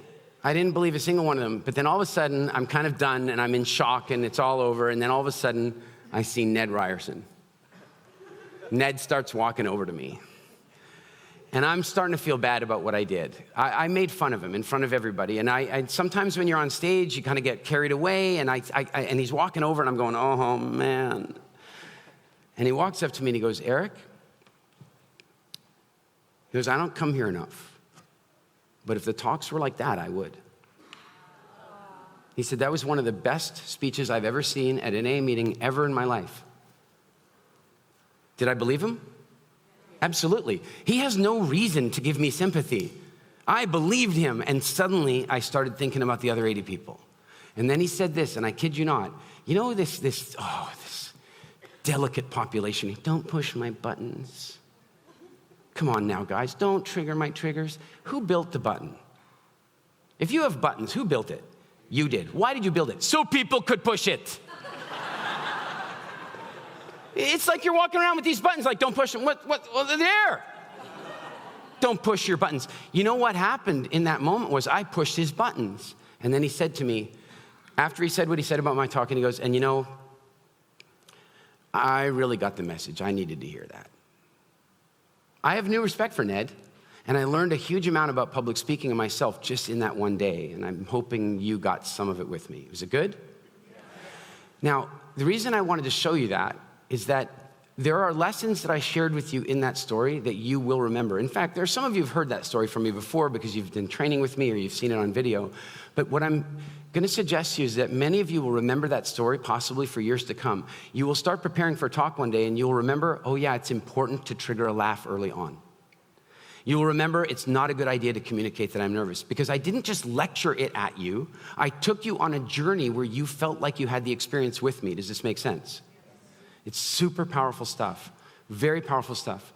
Now, as long as we're talking a little bit about connection with an audience, I want to share something with you about something I call broad spectrum appeal. So I started speaking and it was really a hobby for me when I started. And something that never dawned on me was that the event organizers poll the audience and get ratings on speakers. I didn't care about that stuff. I didn't know anything about it. And how I found out about it was that I got, okay, who wants to get published on Mind Valley? Anybody? Who would like to be published? I'm going to tell you how I did it. Does anybody want to know? Yes. You know, maybe I'll tell you tomorrow. Who's coming tomorrow? Yes. All right, I'll tell you now then. I'll tell you now. So basically what happened was, Vishen and I are in this group, the TLC, and the Transformational Leadership Council. And I've been a member there for some time, and when Vishen joined, people told me who Vishen. I didn't really know anything about Mind Valley and stuff, but very quickly I could see everybody's like, oh, we want to get published by Mind Valley. And I was basically, honestly, when I joined TLC, I wasn't even really a speaker. I joined because a bunch of the TLC members and I were good friends, and they just wanted me to come hang out. I was barely doing any speaking at that stage, and so on. In the meantime, I had started doing some speaking, and I had created WildFit. And I thought, wouldn't it be great to get WildFit published by Mind Valley? I thought that. And the trouble is that everybody wanted to be published by Mind Valley. In fact, here's what I didn't know. What I didn't know is that at that point in time, Mind Valley had about 80 authors, and Vishen had made the very, I believe, wise decision to drill down and get rid of most of them and focus on the most impactful authors. So he's going to go from, 80 to 15 or something. So while he's culling the herd, I want to join. Right? I want to join. And so, but how do you do that? Now, I've now known Vishen for a very long time, and I'll tell you something that I've seen over and over again. People see him at A-Fest or here or out in the world where we're out in places, and they walk up and go, Vishen, you really got to see my stuff. Vishen, you really got to publish me on Mind Valley. I'm like, oh, you dumbass. Like, that's not how it works. That's not how it works. Here's how it worked for me. Vishen and I happened to be on a bus on one of our TLC trips. We happened to sit beside each other, and I go to Vishen, hey, Vishen, what are you interested in these days? Like, what are you curious about? And he looks up from his phone. he says, biohacking. And I go, no kidding, that's what I'm talking about tomorrow. Wasn't talking about biohacking. Here's the deal. Vishen's a busy guy, and I had watched the pattern. He shows up for the talks that are directly related to what he's researching at that point in time, and he's busy. He doesn't go to the other talks. I was an unknown guy. I had 26 views on one video on YouTube. He was not coming to my talk until he found out it was about biohacking. Yeah, he twitches his schedule around, and he shows up, and the talk that I was giving was about something that I now call the evolution gap. It was about evolutionary biology. And the truth of the matter is that any biohacking that does not have a foundation in evolutionary biology is dangerous, in my opinion. And so I just had to add a little bit in there to make it about biohacking. Vishen comes along and he comes to the talk, and the minute I walked off the stage from the talk, he goes, you gotta come speak at A-Fest. Interesting? Right? One step at a time. So I go to A-Fest. Now, I don't know anything about A-Fest. It's actually funnier than that because I wasn't really a speaker back then. So Vishen comes and says, can you go to A-Fest? It was May, I think, of that year, 2014, 2015, something, in Mykonos. And he goes, can you speak at A-Fest? I'm like, yeah. Then my friend Colin Sprake from Vancouver says, Eric, that was amazing. One talk can change your life. 2 people come up and want me to speak at nice events. He goes, can you speak? And I'm like, yeah, because I had nothing in my calendar.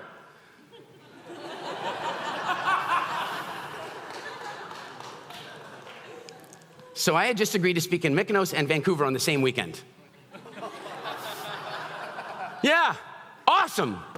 I don't know if you guys, I don't know how geographic, I'm assuming most people in this crowd are pretty geographically aware. I don't know if you've seen this, you're walking around America and you ask Americans where Canada is. If I were the American guy, I'd ban that show. That's embarrassing. But here's the thing.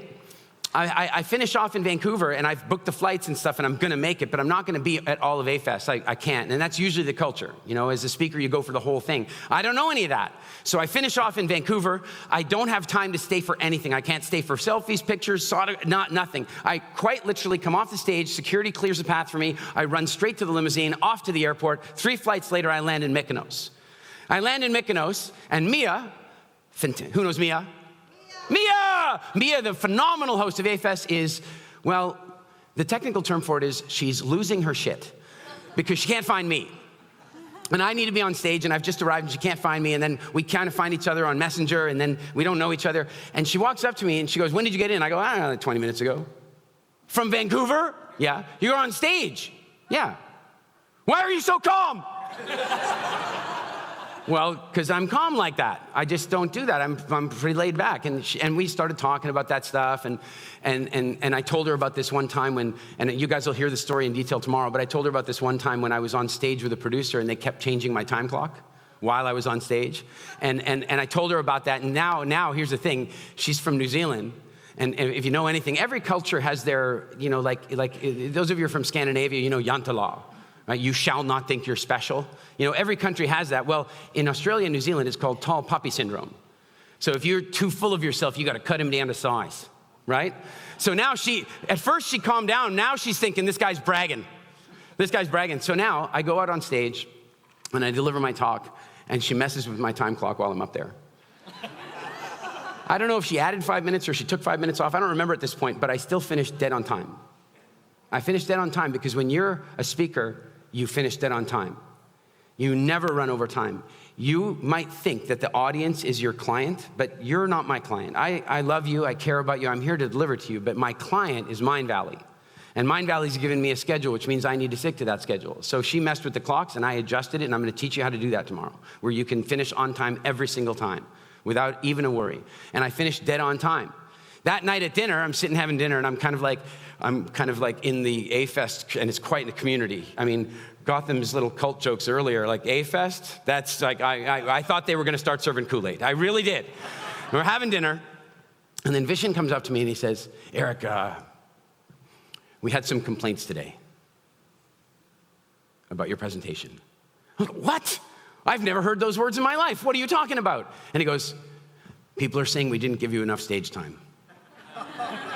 So can you go up again tomorrow? Now, something you need to know.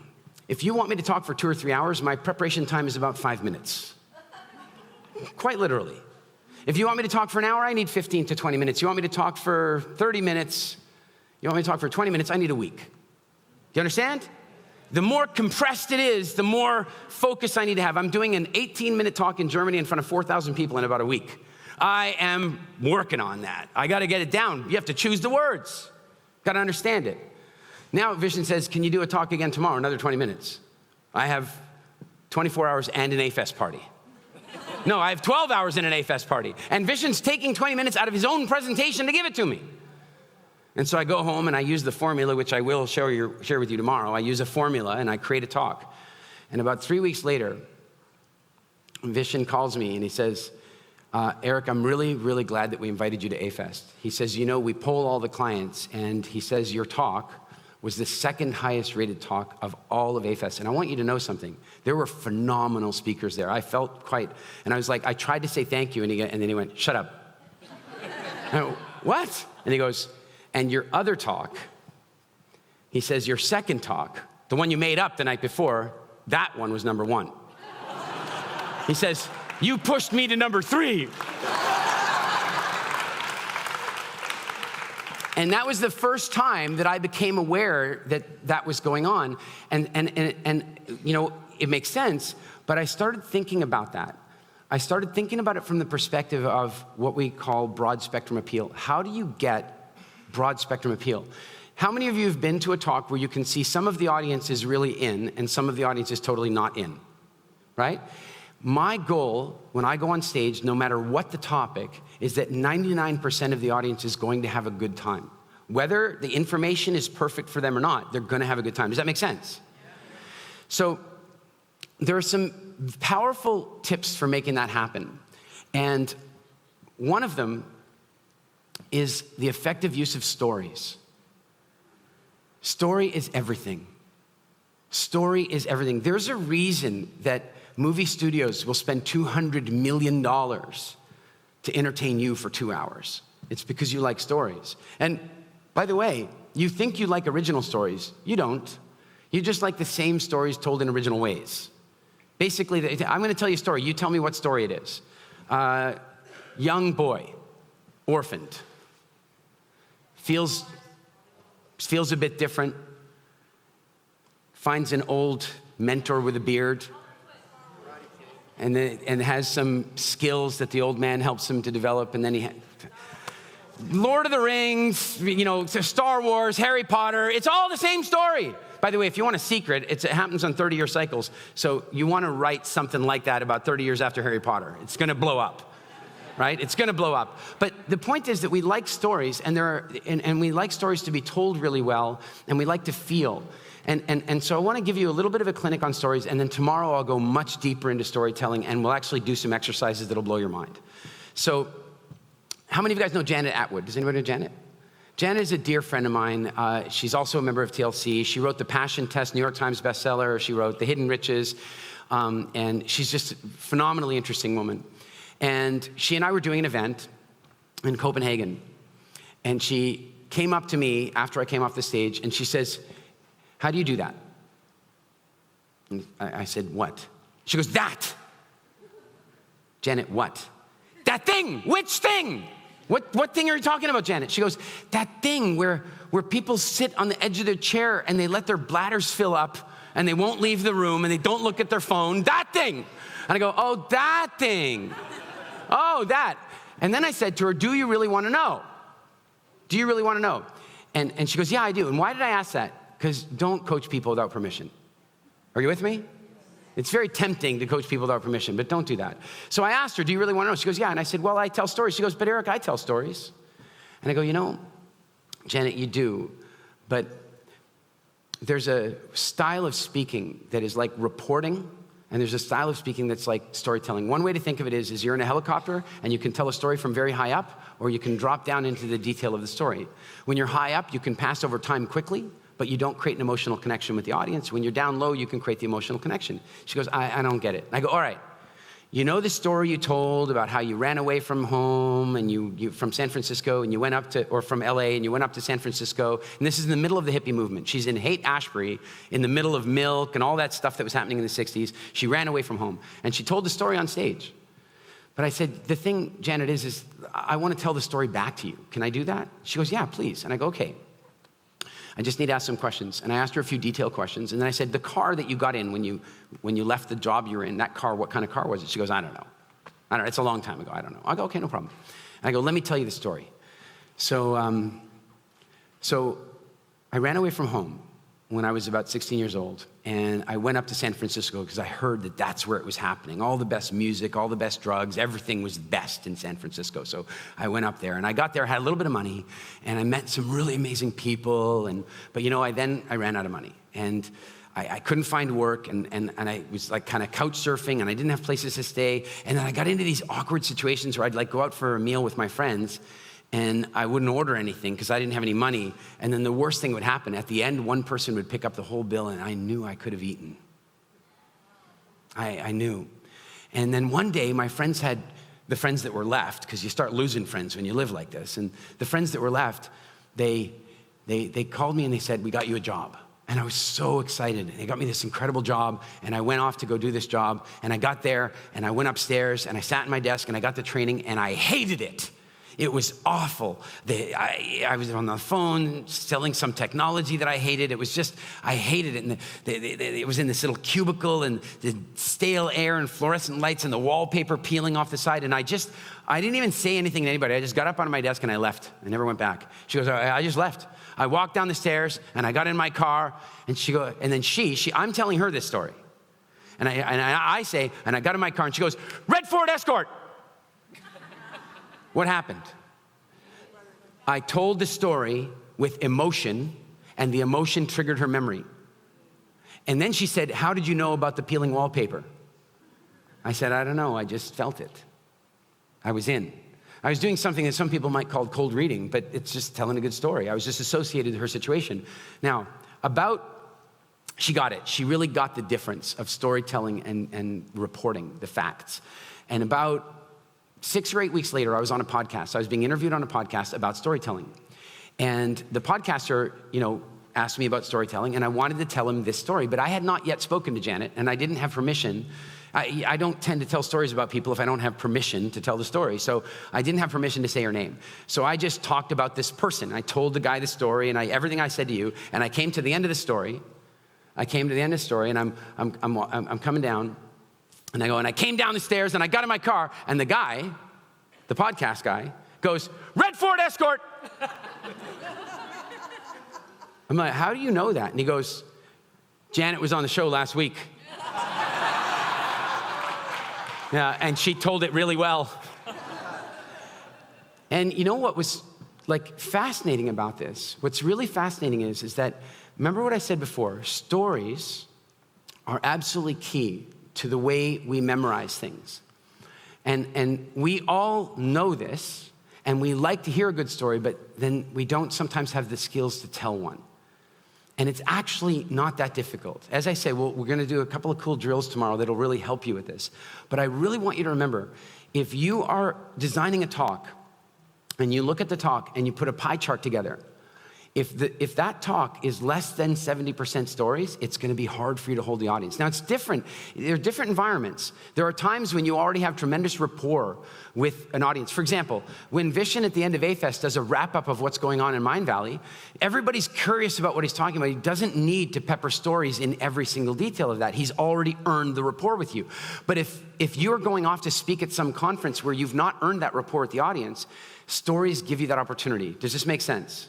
How many of you guys have seen Ken Robinson's TED Talk, the one on education? It is the #1 watched TED Talk, or at least it was, 60 some odd million, I don't even know, it's huge. And it's on education. Does that strike you as the topic that's going to get the most views on TED Talks? No. Why did it? Because it was clinical. It was perfect. And so I'm gonna share a formula with you that if you ever need to design a talk, and I will walk you through this in workshop tomorrow, but I'm gonna share a formula with you, and it basically works like this.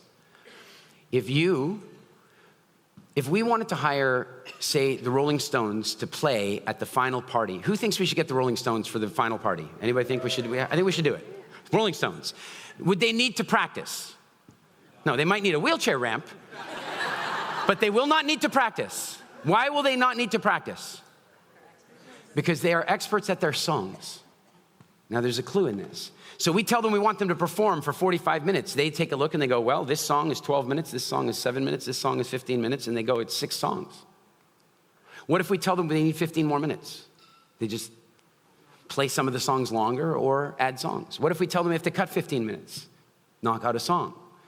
The only thing they have to memorize is 5 things. The 5 songs they're gonna do, in what order they're gonna do them. That's it. Design your talks like that. Your stories are your songs. You know them, you live them.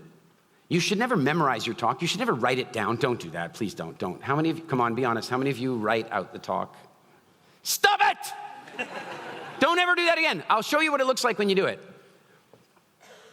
I am so excited to be giving you my presentation today. I wrote it last night and I've read it 463 times in front of the mirror. In case of a cabin depressurization, please put your oxygen mask on before, fuck. No, never write your talk, because then you're trying to memorize the words. But if you build a set, you just have to remember the 5 stories you're gonna tell.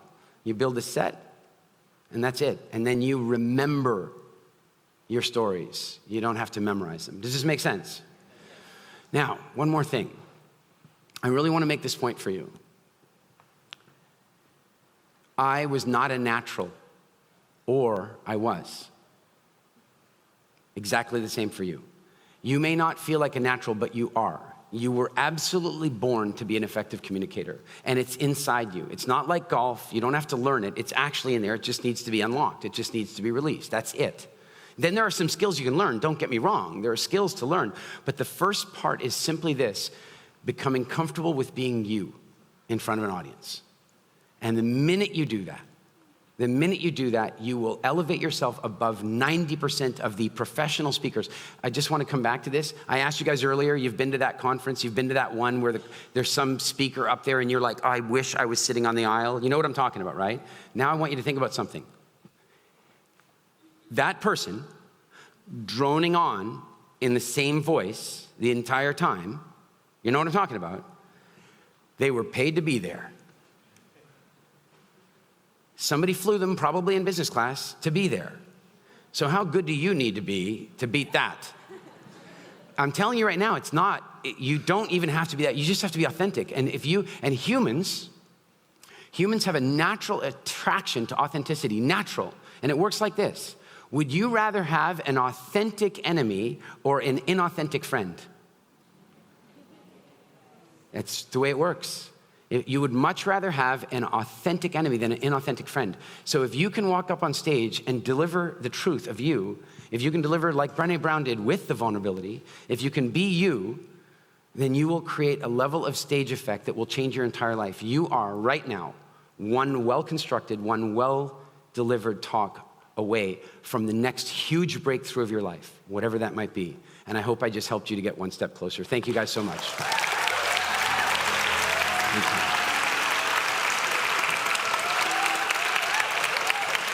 Thank you.